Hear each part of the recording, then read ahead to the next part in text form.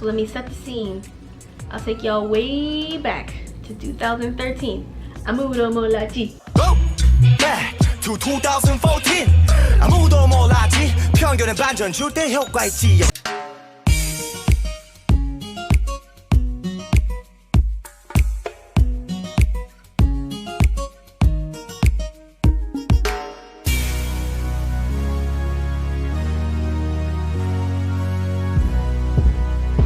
Hey guys, it's CC Less Than 3. Welcome back to my channel. For today's video, I thought I'd give you another story time because a couple weeks ago I did an interracial dating rant video and a lot of you guys wanted a tea because I did like tiptoe a little bit into, I guess, the worst relationship I've ever been in. You guys heard about the beheading of the stuffed animals left by my dorm door and you said, oh, we need to hear that full story. So I'm here to deliver. But before we get into this video, I wanted to thank Cheyenne Aleem and Anna Munoz. You guys donated on GoFundMe. There are no words to show that, like, whether you guys support the channel by liking videos, commenting on videos, subscribing to my channel, donating on other sites like this, it really means a lot because I never expected this. Every time I see like a like go up or a comment that's posted or a subscriber goes up, it just means that a whole living person was scrolling YouTube and they saw my channel and liked it, so that just really means a lot. So this video is going to be a story time about just the most toxic situation I've ever been in. I know a lot of you guys leave comments like, but you're on Tinder, what do you expect? Here's my thing, like, this story is pretty much why I prefer dating online and using apps to meet people, because despite what you guys may think or believe, I am very much an introvert. Like, I am a very shy person. It's easy for me to talk in my room with no judgment, no reaction in front of my camera to you guys, but in person, I'm a rock. So I've already talked to you guys about like Tinder, Bumble, OkCupid, but there's actually one app that I've been seeing a lot on my Instagram and I didn't know why for the longest. It's called East Meet East because I'm like, well, I'm not Asian, so why does this keep popping up in my feed? But curiosity got the better of me, so I decided to click on it, check it out, make a profile, and I was surprised to see that there's actually a lot more like diversity than I expected. Based on like the few interactions I've had with people so far, I'm thinking it's pretty much for people who just have like an interest in Asian culture, Asian people. Like, I saw a lot of anime fans, which made me feel like I was at home. Like, what I like about this app a lot, you can filter age, you can add your ethnicity, include your body type that you want to look for, the education that they have, if they have pictures or not, because you don't want to be catfished. So like I said, because, you know, it's called East Meet East, I was kind of thinking if I join this, I'm gonna get like kicked out. They're gonna be like, girl, bye, like, you're not Asian. So it was really refreshing to talk to somebody here where we were just talking about where he's from, where I'm from, our mutual love of travel, which I think a lot of people like to travel these days, talking about jobs and YouTube and all that sorts of stuff. So, and that's another thing, I was talking to this guy who was kind of far from me, so I was asking him how he think we got matched up. And apparently the algorithms with matching people on this website, it goes a lot more beyond like just your looks. So they actually go on their interests. Like, you can, if you like anime, if you like travel, if you like movies and TV and stuff like that, it matches you up based on stuff like that. So I was like, oh, that's cool. So it was really a relief. So I was like, you know what, I need to like mention this real quick before I get into my video. So I would recommend downloading East Meet East if you're interested in meeting Asian people or other people who appreciate Asian culture and anime and travel and all sorts of things Asian. I figured it would tie pretty good into this video because, like I said, I do get a lot of judgment from people in the comment section.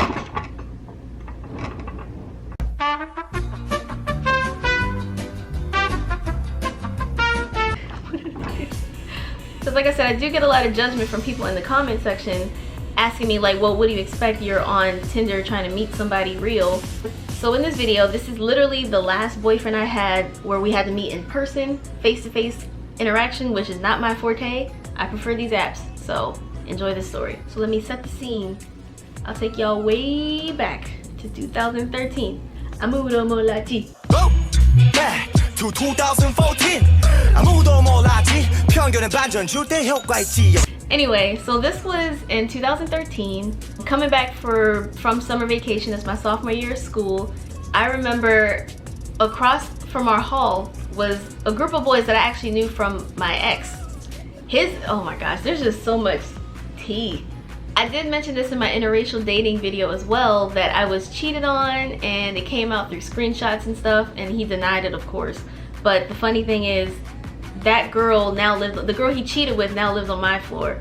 So 5th floor was popping. It was just funny. And across the hall was a group of guys, like I said, I met through my ex, and they had a new roommate. He was new to the school, like he hadn't been on our campus yet. This was actually a white dude. He was a Russian dude, and throughout this video, I will refer to him as DC. If you guys play video games, you know in 2013, GTA 5 was coming out. It was sold out, I couldn't get it, but he already had it. So I was trying to talk to my friends, like, so y'all new roommate, you think he'll be cool about like letting me borrow the game since I'm right across the hall? And he actually was really cool about it. So, you know, he was into music. I think he was a music major. He played guitar. He was pretty laid back and everything. So his roommate was getting me a job at Hollister. I used to work seasonal at Hollister. And he said, yeah, you know, he set me up and everything. So I was over there often. A few weeks go by, I actually got the job. I'll call the friend who got me a job E. I don't want to put names because I don't want nobody mad at me. I remember running into my friend in DC while they were grabbing lunch. It was like some sort of like sandwich shop or something on campus. And we all came back to my room for some reason. We decided to talk in the living room, vibing. Because I never actually like talked to him, but we were friendly because he let me borrow his game. And I remember he was going on about how much he missed his ex.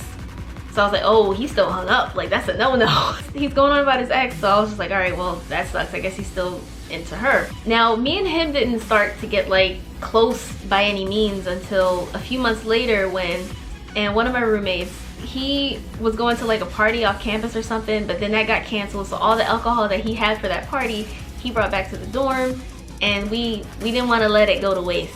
We're all drinking, and actually we had the same class, Art of Satire, together. So we were getting closer, like all of us, my suite and their suite, because if someone's late, they're like, yo, can you sign me in? I'm gonna be like 20 minutes late. So we were all pretty close. So then for some reason, like I said, I had no indication that he even liked me a little bit. We're sitting on the couch watching Fast and Furious 6, and he just leans a shoulder on me, and his roommate E, he's gassing up the situation. He was like, then, you know, I was like, well, it's late, and it really was. It was like 6:30 in the morning. I was like, I'm gonna go back across the hall to my room. So I'm about to go to sleep, and I had E's number because he was giving me tips on getting this job. So he messaged me and said, yo, I saw you guys were kind of flirty. You know, he's cool and everything, but just be careful. So I was like, what do you mean? I got no response.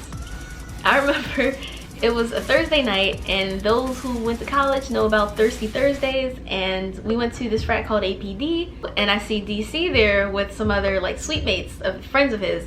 So when I like somebody, I tell my friends. So I told my roommate I liked him, and I think he kind of likes me too, because she just straight up said, hey, what's up? And he's like, oh yeah, what's good and everything. She's like, so I'm just curious, would you date a black girl? I was like, girl. He's like, yeah, of course, why not? You know, it's 2013, I like what I like. And I was like, I don't remember how we ended up going on our first date, but I do remember it was during like a fall festival that our school had. So this was like early October, and we had like carnival stuff set up, and like you could win prizes and everything. And we went to New York City. We walked around Times Square. I just remember Times Scare because it's October, my favorite month of the year, and it was like a haunted house attraction type of thing, so that was fun. And I do remember when we went out to dinner, like I said in a few of my videos, with first dates and when I barely know you, I prefer to go Dutch, just so you can't try to pull that BS excuse like, but I bought you dinner, you're not gonna come over? Like, you're not gonna show me a good night? Because some dudes do that. But he was like, I'm buying you dinner, like with a stern voice. I'm just like, okay, you can buy dinner. Like, geez. We started talking, and he was going on about this show called Breaking Bad. So we would watch it, binge it, and everything. Like, I didn't really learn that much about him until, like, his personal life, until after we became boyfriend and girlfriend. I remember he first decided to ask me out November 1st. It's crazy how I still remember these dates, because he was like, yo, let's go on Facebook and make it official. Like I said, like, I feel like the moment I changed my status from single to in a relationship with DC, I became his therapist as well, and I did not sign up for that.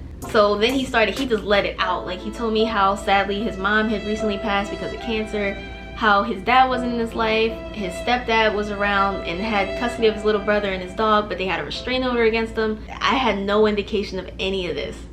I guess fast forward a few weeks, I'm a huge Hunger Games fan, as you guys have seen through various memes in these videos.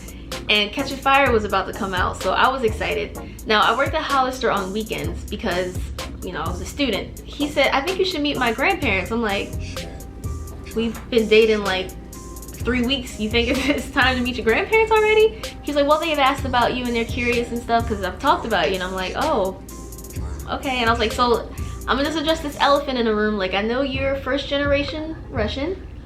How do they feel about my people?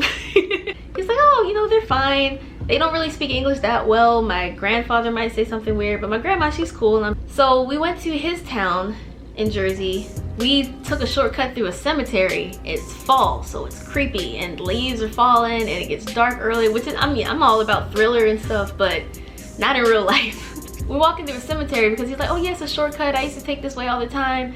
And just the stuff he was saying about how his mind feels more clear when he's around dead bodies. I'm just like, you just have to say that you're fine when you're not really fine, but you just can't get it. He's gonna murder me. So I'm just like, oh, okay. He's like, do you understand? I'm like, no, not at all, but okay. So we get to his grandparents' house and his grandma's at the door, arms out, ready to meet me. She's like, hello! And she was really sweet. Oh my gosh. Like the way he talked about them, I was expecting Putin, but they were so sweet. Like she really didn't speak that much English. She was like hugging me. She kept saying how pretty I was and beautiful, and I was like, oh, thank you. She's like, oh, like just kept clapping. Like she was so nice. She really wanted me to spend the night at their place. I was like, oh, thank you. I work in the morning, I can't. And the grandfather, he didn't really say much to me. He kind of just sat on the couch with his arms crossed, nodding but smiling, so that was a good sign. And I remember his grandma kept saying I should spend the night, and he just snapped. DC, he said, stop, grandma, she's not spending the effing night. And I'm just like you talk to your grandparents like that? So we're, you know, in the car going to the theater. I'm like, why did you talk to them like that? And he's like, because she always does it. She's so annoying. Gosh. So we get to the theaters, we watch Catching Fire. It's dope. He drives me back to campus. So like I said, I used to work weekends. Depending on the buses I take, it can be 15 minutes or like an hour. And the 15-minute bus ride was a longer walk. And in Newark, I'm not trying to be out there late by myself, so I elected to take the closer bus stop for the hour bus ride. DC one day said, hey, what time do you get off of work? It was like a Saturday night. And I said, oh, I'm actually on the bus now. Like, I should be back in like 40 minutes. He's like, oh, where are you? I'm gonna come meet you. Now, when I can't exaggerate more how close the bus stop was to my dorm door. Like, it's literally, there's like a main street, there's an intersection, and there's like the hospital, and then there's the dorms, and even right below the dorms there's a 24-hour subway, and then there was the Easy Mart. So like I was in no danger. I was like, babe, don't worry about it, I'm fine, I'll see you in a minute. And that was the last I said to him. I get upstairs and I open my dorm door and everyone's freaking out, kind of gathered, like, are you okay? And I'm like, I'm fine, what are you talking about? And they're like, well, where's DC? And I'm like, I don't know, he's not in his room. He's like, he got jumped. And I'm like, what? So apparently, I still don't know where he was jumped. I don't know where this happened, but while walking to meet me, he got jumped. Because around the holiday season, for some reason, people's iPhones were at risk. And apparently he was in the hospital and I did not know about this. So yeah, I feel guilty because I told him not to worry about it, but he came anyway. So I'm texting him, I'm trying to call him, asking him where he's at, and I got no reply. Because he would do that sometimes. He just didn't want to be bothered. He would just shut down for days. And then eventually he would emerge from his cave and come over and apologize. Like, yeah, I'm sorry, you know, I just needed to be by myself. I'm like, I totally get that, but can you just tell me? Like I said, I've learned some dark things about you, so I'm a little worried. So he finally emerges from his cave and he's allowing visitors. And when I finally saw him, his eye was just so like, it was like brown and beige, like all the way, it was bad. It was really swollen. He had these glasses. He didn't go to class for like a week, so he asked me to keep signing them in. I still don't know where he went because I cannot exaggerate further how close the bus stop is to my dorm door. And we have security downstairs. Like, you can't get in the building without showing your ID. It's right there. So in preparation for this video, I've been trying really hard to remember. We got in like one major fight and I do not remember what it was about. He was going to work and I was going to work. And I'm at the bus stop texting. We're angry texting, and I'm sorry, I cannot remember what we were fighting about, but it was bad. I remember this is, you know, like 3 weeks after he got jumped, so he's still worried about me. I remember he wanted to pick me up. Like, after he got jumped, he said it would just make me feel so much better if I could just pick you up when you get off of work. And I was like, well, you know, I don't want you to have to go out of your way to drive to Elizabeth to get me when it's a totally fine bus ride. Like, I'm fine. But I was like, if it makes you feel better, fine, come pick me up. I don't remember what we were fighting about. I really don't. But I just remember I sent something to him and he just left me on red. So I was like, you know what, fine, F you, whatever, I'm going to work. So I'm, you know, being productive throughout my day. I'm working. And I get a text saying, what time do you get off? And I left him on red because he left me on red. So like I had the closing shift.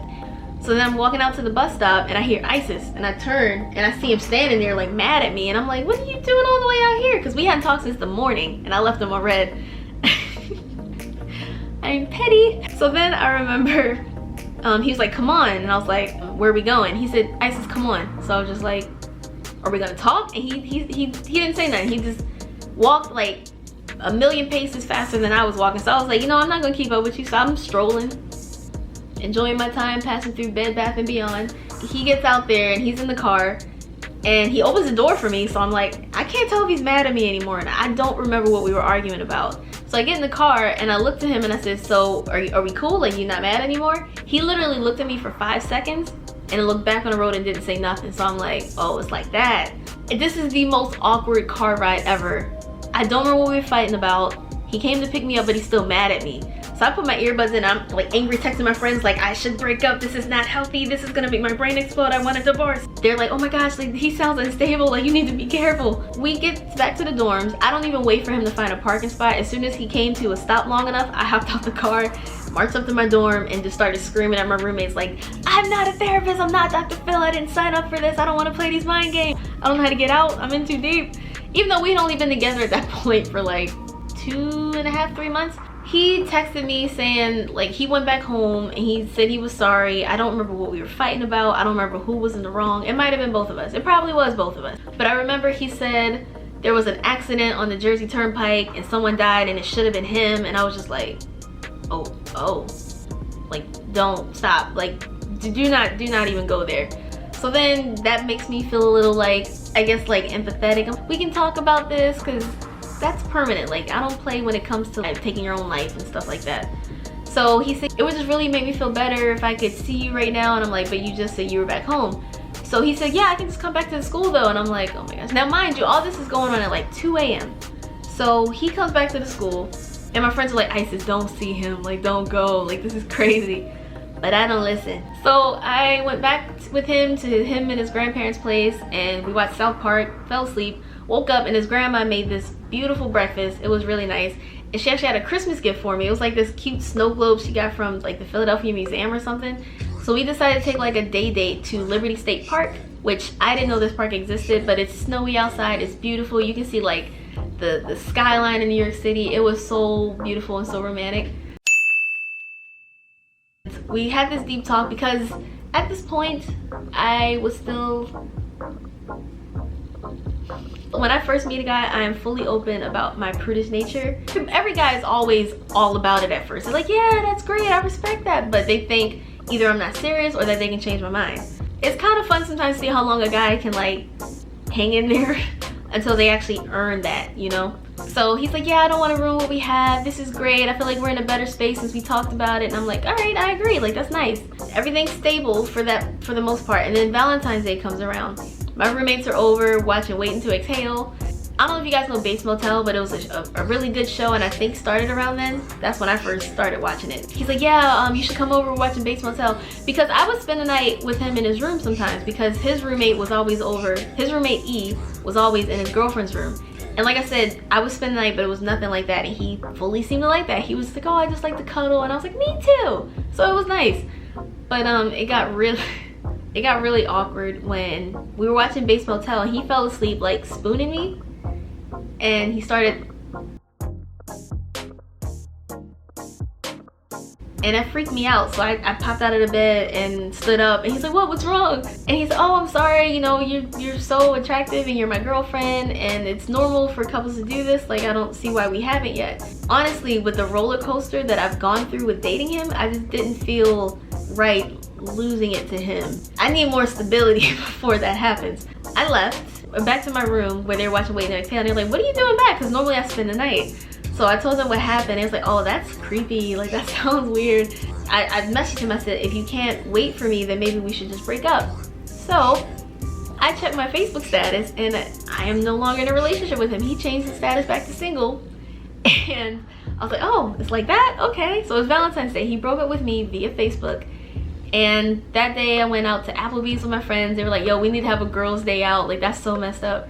So then I get back to my dorm, and everything that he had given me, I wanted to give back to him. Because, like, as girls, we take hoodies and sweatshirts and things, especially in the fall. And we put everything in a box. Like, every stuffed animal he gave me, all the Christmas stuff he gave me. With the exception of that Eminem poster. That's the only thing I still have from him. I love Eminem. I had to keep that. It was actually a black light he got that goes with it, but I gave that back to him. The stuffed animals. I have like a Hunger Games keychain that he got me, and she dropped it off. She came back and everything. I was like, so how was it? Because like I said, I was worried about him, but I'm like, then again, you broke up with me. So she's like, yeah, it was fine, I guess. And I was like, oh, okay. Because, you know, there's like this healing timeline that's like different for men and women. Like a male, as soon as they're out of a relationship, immediately they feel free.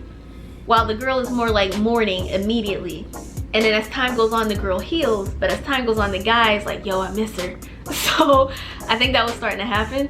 A few weeks go by. And you know, these days, you don't really memorize anybody's numbers because they're in your phone as a name. I deleted his name. So I didn't know who he was. I was getting calls from this number.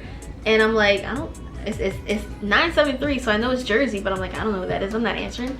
So I got a voicemail. It was very inaudible, and to this day I'm still not fully sure if it was him, but it would only make sense if it was him.